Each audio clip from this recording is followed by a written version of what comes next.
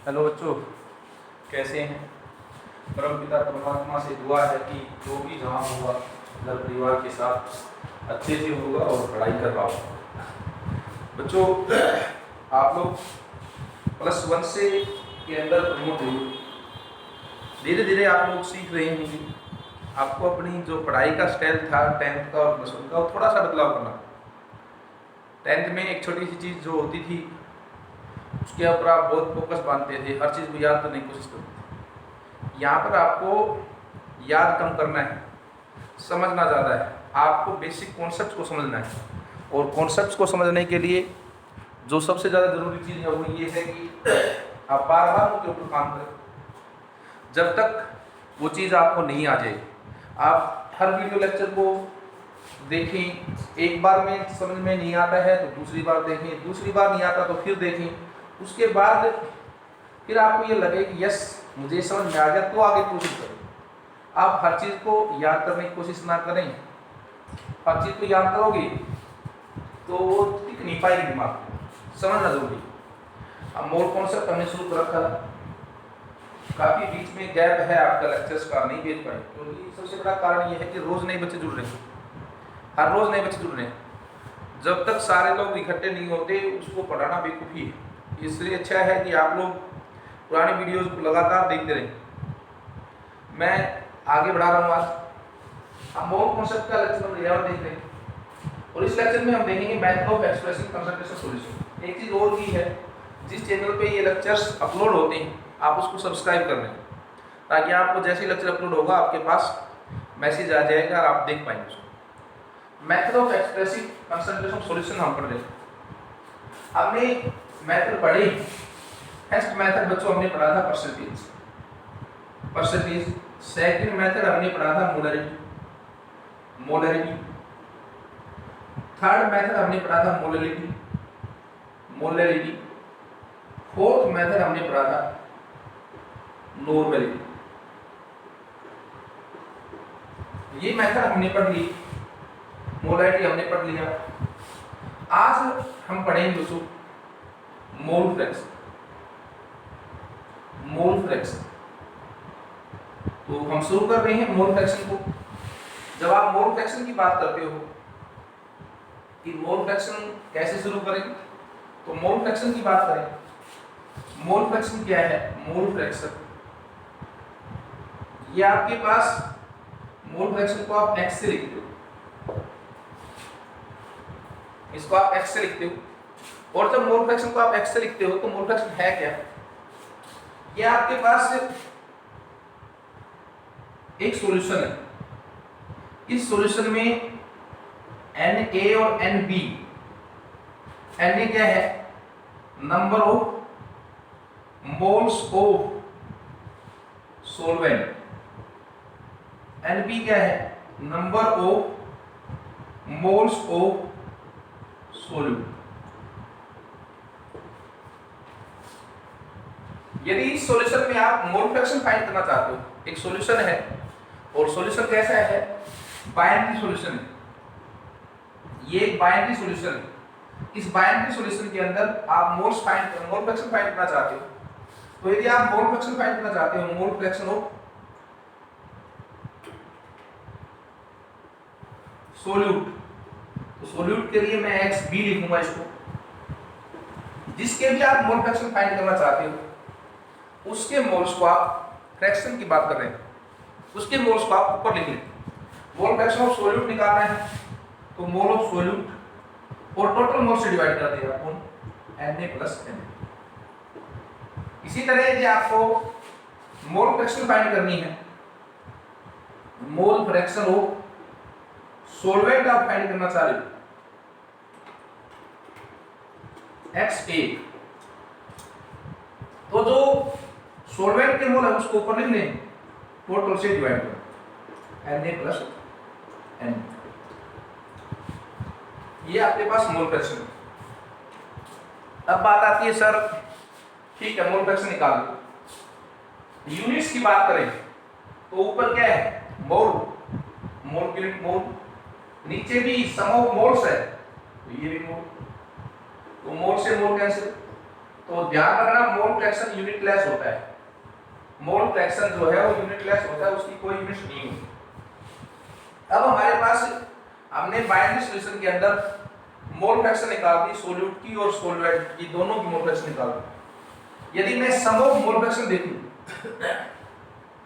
Some of mole fraction देखें कि mole fraction का सम क्या हो, मोल फ्रैक्शन सम मींस XA प्लस XB क्या हो, तो XA प्लस XB देखें तो दोनों को ऐड करें तो XA क्या है NA over Na plus Nb plus XB क्या है NB over Na plus Nb, बोलो यार, that is equal to Na plus Nb LCM, ऊपर क्या आ गया Na प्लस Nb क्या आ गया। तो सम ऑफ मोल फ्रैक्शन हमेशा यूनिटी होता है, 1 होता है, 1 होता है। क्वेश्चन पूछा जा रहा है कि ये तो आपके पास बाइनरी सॉल्यूशन था, बाइनरी सॉल्यूशन था मींस यहां का आपके पास दो ही कंपोनेंट थे सॉल्यूशन के अंदर, एक सॉल्यूट और एक सॉल्वेंट। यदि एक इस तीन कंपोनेंट हो जाए, एक ऐसा सॉल्यूशन हो जाए sum of mole fraction of trustee solution मतलब हो गया तीन कंपोनेंट हो गए ए बी और सी। बच्चों ध्यान रखना, ये ट्रस्टी सॉल्यूशन आ गया, उसमें पूछ लिया तो उसके अंदर XA plus XB plus XC पूछे तो क्या होगा भाई, XA की जगह क्या होगा Na over Na plus Nb plus Nc plus XB की जगह क्या होगा Na over Nb over Na plus Nb plus Nc और XC की जगह क्या होगा Nc over Na plus Nb plus Nc। अभी भी क्या आएगा 1 है।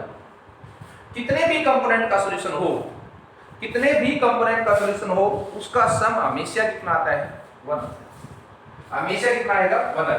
याद रखना बोलो। आगे चलो, हमने मोल फ्रैक्शन पढ़ लिया। अब जब हमने मोल फ्रैक्शन पढ़ लिया है तो मैं एक रिलेशन निकालना चाहता हूं, relationship between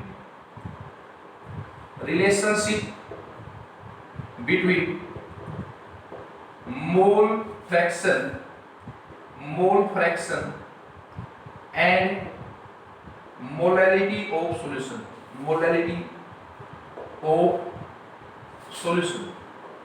relationship between mole fraction and molality of solution. Relationship निकालना है मोल फ्रैक्शन के बीच में और मोलैलिटी ऑफ सॉल्यूशन। हमने कहा भाई ये हमारे पास एक सॉल्यूशन था, इंपॉर्टेंट है ये, इंट्रेंस एग्जाम से इंपॉर्टेंट है ये रिलेशंस। ये एक सॉल्यूशन था, इस सॉल्यूशन के अंदर Na और Nb ये मोल्स हो गए, मोल्स ऑफ सॉल्वेंट, और ये किसका हो गया मोल्स ऑफ सॉल्यूट। बोलो यार, मोल फ्रैक्शन निकालें XB Nb over Na plus Nb, XA निकालें Na over Na plus Nb, बोलो यार। हमने पढ़ा है कि मोलैलिटी क्या होती है, molality small m that is equal to number of moles of solute, upon mass of solvent gram में इनटू 1000 इनटू 1000। मैं डिवाइड करता हूं, इक्वेशन 1 को डिवाइड कर रहा हूं इक्वेशन 2 से, XB over XA that is equal to XB over XA that is equal to NB over Na plus NB, ये अपोन में आएगा, इसको ऊपर दे देता हूं Na plus NB over Na। ये कैसे क्या आ गया बच्चों आपके पास क्या आया, ध्यान से देखो, XB और XA that is equal to NB over Na into Na plus Na over Na plus NB over Na, ये कैंसिल हो गया, ये आपके पास आ गया XB over XA that is equal to NB over Na। बोलो यार, मैं इसको लिख सकता हूं NB over Na number of moles of solute, Na number of moles of solvent, और solvent के moles given mass of solvent upon molar mass of solvent. इसकी जगह मैं लिख दूं WA ओवर था इनटू हो गया MA, बोलो M. मैं यदि इसके ऊपर और काम करूं थोड़ा सा तो मैं यूं लिख सकता हूं, मैं इसको यूं लिख सकता हूं XB over XA that is equal to NB over WA into MA into, मैं इसको 1000 से मल्टीप्लाई कर दूं, 1000 से डिवाइड कर दूं, कोई फर्क पड़ा? कोई फर्क नहीं। अब देखो यदि ये बात समझ में आती है तो molality M that is equal to number of moles of solute upon mass of solvent WA grams में इनटू 1000, यही तो है। मैं ये NB ओवर WA इनटू 1000 इसको मोलैलिटी लिख सकता हूं XB over XA that is equal to M into MA upon 1000। Molality M that is equal to 1000 into XB over XA into MA, XA into MA। Molality M that is equal to 1000 cross multiply 1000 into XB into XA into MA। मुझे पता है मेरे पास relation आ गया molality M that is equal to 1000 into XB over XA into MA। मुझे पता है XA plus XB 1 होता है अभी। XA को मैं 1 माइनस, क्योंकि सम ऑफ मोल फ्रैक्शन 1 होता है, XA को मैं क्या लिख सकता हूँ 1 माइनस X लिख सकता हूँ। ये यदि याद ना हो तो याद रखना सम ऑफ मोल फ्रैक्शन 1 होता है। यदि मैं इसको लिखूं XA that is equal to 1 minus XB तो molality M that is equal to 1000 into XB over XA क्या लिख सकता हूं 1 minus XB into M। ये आपके पास रिलेशन आ गया, इसको आप याद रख लें, इंट्रेंस एग्जाम्स में कई बार ये पूछते। Molality that is equal to 1000 into XB over 1 minus XB into MA। ये आपके पास रिलेशन है। किस का रिलेशन है ये आपके पास? मोलैलिटी का और मोल फ्रैक्शन। क्लियर सभी को? आगे चलिए, क्वेश्चन हमारे पास रिलेशन जो आया उस रिलेशन को ध्यान रखिए आप। रिलेशन को यदि आप ध्यान रखेंगे तो रिलेशन आपके पास क्या है? रिलेशन है आपके पास molality M that is equal to 1000 into XB over 1 minus XB into MA। अब ये इंपॉर्टेंट रिलेशन है, क्वेश्चन करवाता हूं थोड़ा सा ताकि ये बात आपको और समझ में। यदि आप एक छोटा सा क्वेश्चन करें कि भाई क्वेश्चन में कहता है आपको find the mole fraction of solute in 0.02 molal aqueous solution। ये question, find the mole fraction of solute in 0.02 molal aqueous solution। मान लो ये क्वेश्चन हमें दिया बच्चों, सबसे पहले तो हमें टर्म्स को एक्सपेंड करना आना चाहिए। मैं सबसे पहले 0.02 मोलल aqueous solution का यदि मतलब लिखूं तो याद रखना मींस मैंने सिखाया थी आपको कि 1 molar means 1 mole of solute is present in 1000 gram of solvent. तो इसका मतलब क्या हो गया? Means 0.02 mole of solute is present in 1000 gram of solvent. और क्योंकि सॉल्यूशन एक्वस है तो सॉल्वेंट क्या होगा? वाटर। यहां से मेरे पास मोल आ गए, मोल of solute NB 0.02 mole of solvent यदि मैं निकालूं given mass upon molar mass, given mass 1000, water का मोलर मास 55.5। तो मैं मोल फ्रैक्शन निकाल सकता हूं XB that is equal to XB that is equal to क्या आ गया भाई XB mole of solute upon mole of solvent plus mole of solute 0.02 upon 55.5 plus 0.0 या बताओ। अब ये तो हमने अपने बेसिक कॉन्सेप्ट से इस क्वेश्चन को हमने सोल्व किया और मैं तो यही चाहता हूं कि बेसिक याद रहे आपको, रट्टे तो बहुत कम। ये तो ये है कि ऑब्जेक्टिव के लिए क्वेश्चन पूछ ले रिलेशन क्या होता है उसके लिए तो आपको ये याद होना चाहिए, देखा होना चाहिए। अब यदि यहाँ पर सीधा निकालना होता ये रिलेशन जिसको याद है वो इसको सीधा कर सकता था। मोलैलिटी दे रखी थी, मोलैलिटी दे रखी थी आपको, m दे रखा था कितना 0.02 1000 into XB over 1 minus XB into molar mass of solvent, molar mass of solvent water है 18 तो 18 एक टर्म रहेगी अननोन XB निकल जाए। बोलो भाई, तो ये आपको बेसिक टर्मिनोलॉजी से जितना आगे प्रोसीड करोगे उतना अच्छा फायदा है आपको, उतना ज्यादा आप चीजों को दिमाग में रिटेन रख पाएंगे। आगे चलते हैं। ये हमारे पास मोल फ्रैक्शन का कॉन्सेप्ट था। आगे देखेंगे अगला मेथड यदि हम देखें कंसंट्रेशन को एक्सप्रेस करने का तो वो हमारे पास आता है बच्चों।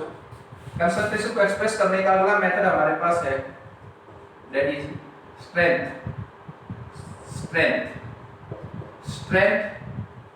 Of the solution. जब हम स्ट्रेंथ को बात करते हैं, स्ट्रेंथ ऑफ द सॉल्यूशन की बात करते हैं तो स्ट्रेंथ ऑफ सॉल्यूशन के अंदर हम डिफाइन करते हैं strength of solution it is defined as mass of solute present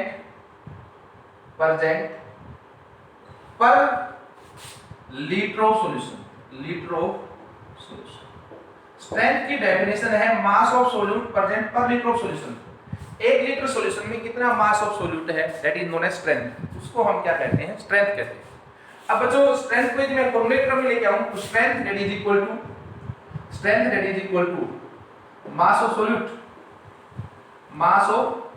solute gram में upon volume of solution litre में।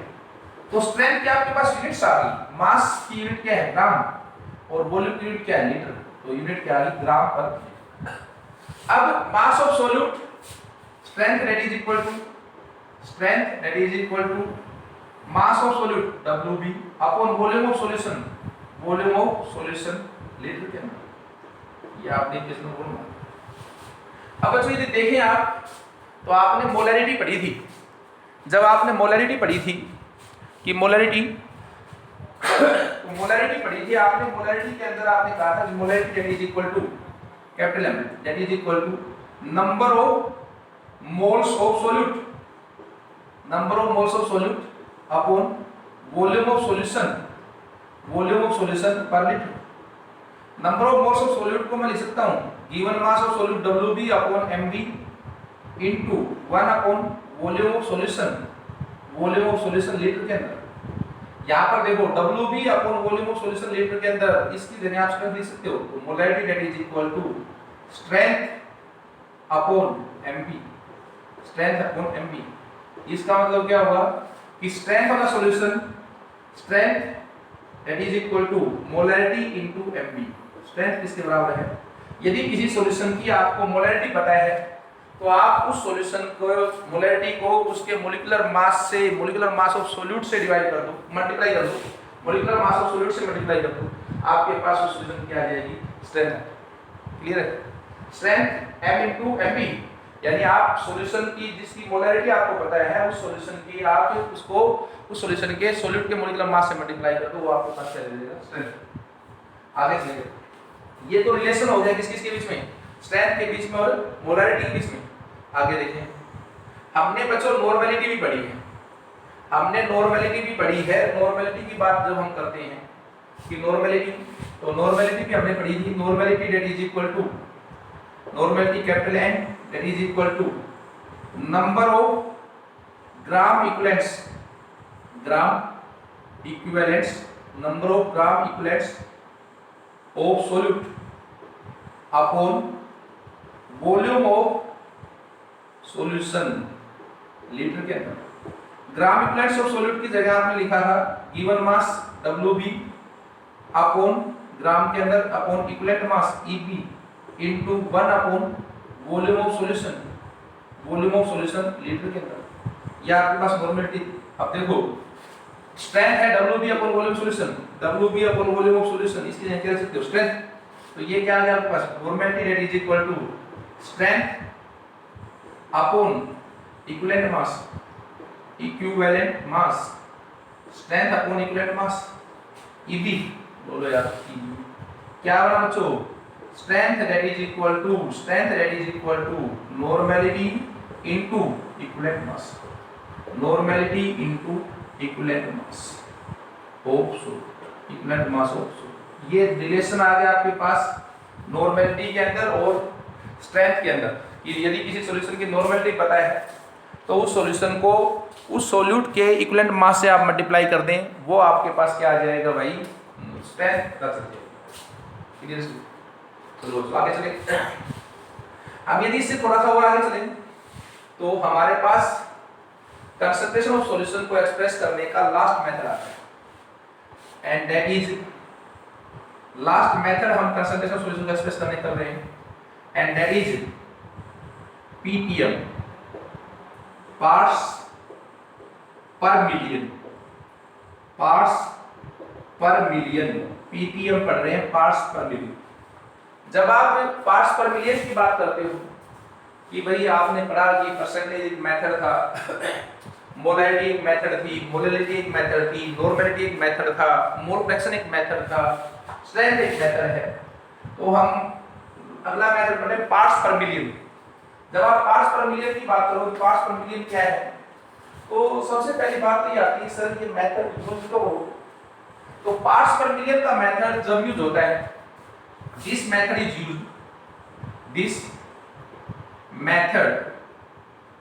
used to express the concentration of solution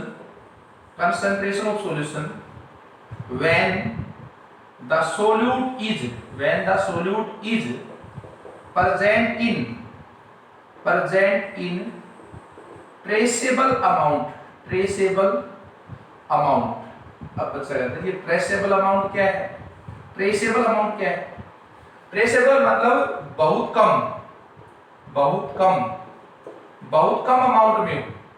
जब ये बहुत कम अमाउंट के अंदर हो तो उस केस के अंदर आप क्या करते हो बच्चों, उस केस के अंदर आप इस मेथड को यूज करते हो, उस केस में आप इस मेथड को यूज करते हो ट्रेसेबल अमाउंट में। ट्रेसेबल अमाउंट यानी जब सॉल्यूट बहुत कम क्वांटिटी के अंदर हो तो आप पार्ट्स पर मिलियन की बात करते हो। अब ट्रेसेबल बचा रहता है सर बहुत कम से मतलब हम ये कहते हैं कि भाई पानी जो हम पीते हैं उस पानी के अंदर फ्लोराइड है।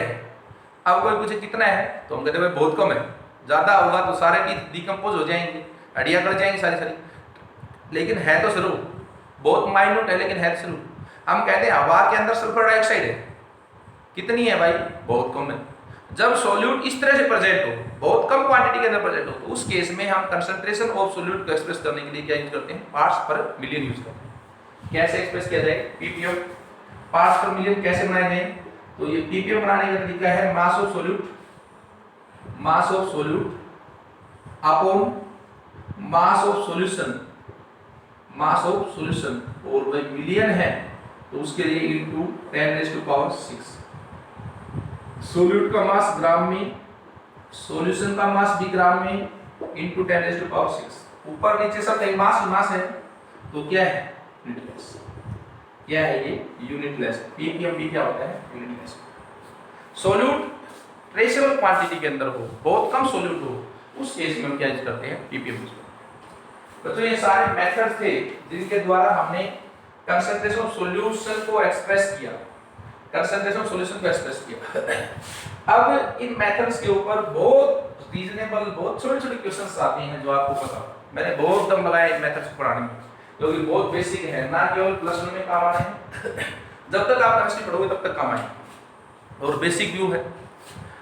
अब पहला क्वेश्चन आता है, क्वेश्चन नंबर 1 आता है, विच ऑफ द फॉलोइंग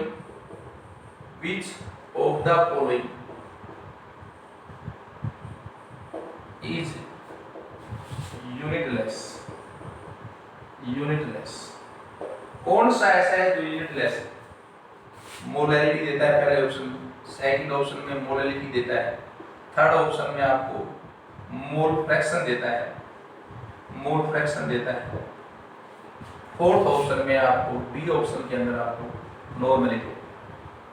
बोलो भाई कौन सा यूनिटलेस है? मोलैरिटी की यूनिट होती है मोल पर लीटर, इसकी यूनिट होती है मोल पर केजी, इसकी यूनिट होती है ग्राम इक्विवेलेंट पर लीटर। तो यूनिटलेस कौन सा बना भाई? मोल फ्रैक्शन, इसकी कोई यूनिट नहीं।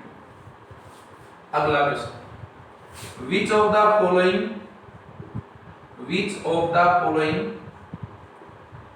Do not